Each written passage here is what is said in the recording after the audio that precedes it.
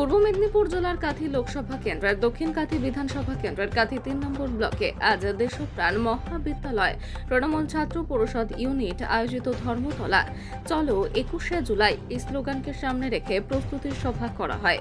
এই সভায় প্রধান বক্তা হিসেবে উপস্থিত ছিলেন জেলা পরিষদের সভাধিপতি ও পরশপুরের বিধায়ক মাননীয় উত্তম বারিক। এছাড়াও উপস্থিত ছিলেন ছাত্রনেতা আবেদ আলী খান, টিএমসি ইউনিট সভাপতি নিমাই দাস, ব্লক টিএমসি সভাপতি নিতাই বারেক, ছাত্রনেতা অরবিন্দ দেবনাথ, বিশ্বজিৎ বারুই, অরণ্য বর, সায়ন গিরে, অনুরাধা গিরে, শেখ জালাল প্রমুখ।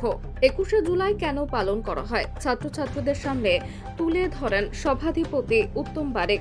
ভোটের সচিত্র পরিচয়পত্র এর একটা আনার পেছনে সবথেকে ভূমিকা গ্রহণ করেছিলেন বর্তমান পশ্চিমবাংলার মুখ্যমন্ত্রী Mamata Banerjee. No identity card, no vote এই ইস্যুকে সামনে রেখে মহাকরণ অভিযান করেছিলেন তৎকালীন যুব নেত্রী মুখ্যমন্ত্রী মমতা ব্যানার্জি। উত্তম বারিক আরও বলেন যে জননেত্রী মমতা ব্যানার্জি সর্বদাই মানুষের পাশে থাকেন এবং ছাত্রছাত্রীদের পাশে থাকেন।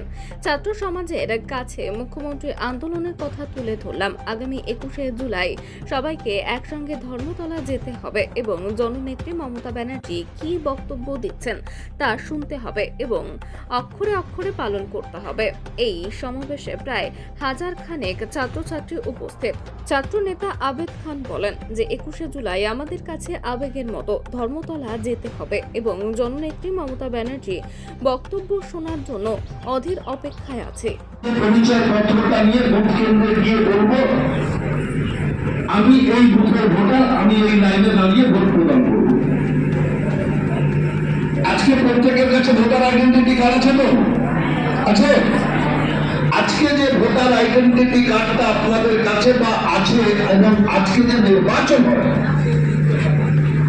উত্তরে হিমালয় থেকে দক্ষিণে কন্যাকুমারিকা সুবিস্তৃত ভারত ভূমি, প্রত্যেকটা বুথে বুথে মানুষ যখন ভোটারের লাইনে দাঁড়ান, হাতে একটি সচিত্র পরিচয়পত্র অর্থাৎ ভোটার আইডেন্টিটি কার্ড, এই কার্ডটা ২১শে জুলাই আন্দোলনের ফলশ্রুতি হিসাবে